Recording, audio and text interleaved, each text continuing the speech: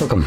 In front of me is a OPPO Find X3 Lite, and today I'll show you a couple tweaks and the tricks you can do on this phone. So number one, we're going to start off with the dark mode, which can be found under settings and then going to the display section, display and brightness, and you have the two toggles right here, so light and dark. Additionally, you can tap on auto switch, which will give you the option to basically, once enabled, switch automatically based on the time of day, which is probably a better option, which I would recommend utilizing.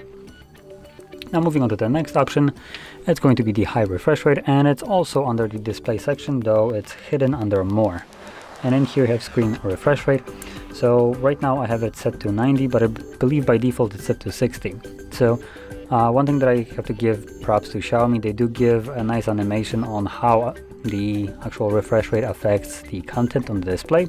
So you can see when scrolling down with 60 you will have more choppy view, while this one will be a little bit more smoother. Now in reality the differences between those two aren't as dramatic and drastic as it's being shown right here, but still the premise of the difference is displayed right here fairly well. And additionally, when choosing either one of those, the 90 Hz will be smoother and will look nicer, but will consume more battery. So if you want to preserve as much battery as possible, then you might want to change it to 60 instead. Anyway, moving on to the next option, it's going to be the screen color mode, which is under the display, under more, just like the refresh rate. And then here we have two options. We have the vivid one and we have the gentle.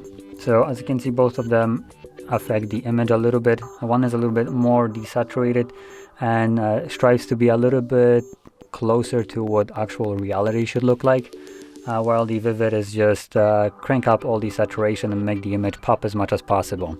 So it's more visually appealing, but in certain cases it might not look that great, where some images might be just oversaturated. Now I do myself prefer the gentle option, which does make the display look a little bit more bland, but I don't need the actual display to basically come off with colors of rainbow out of it. I just prefer to have it more subtle tones to it. So that's why I prefer the gentle one. Now, anyway, moving on to the next option, it's just a simple split screen, which allows you to use two different apps at the same time. So let's find up an app that can actually work with split screen, like Chrome as an example. And once you have it open and visible, you can go to Recent, tap on three dots or two dots right here, and you will have the split screen. Now you can also now open up any kind of other app to split screen with, and voila. Additionally, if you actually seen, there is another thing that I can do, which is open up a window in multi-window or a floating window. So a floating window which you can drag around, as you can see. Should be able to resize it, I believe, or not. So yeah, we have the floating window, and then there was also another one which was the mini window. There we go. So with both of them you can actually just interact with it normally, as you would do basically with every device. And you can have it tucked away. I actually just opened it up, so let me just go back to it and open up something else like this. As you can see, this will stay overlaid and you can just go back to it whenever you want to by tapping on it.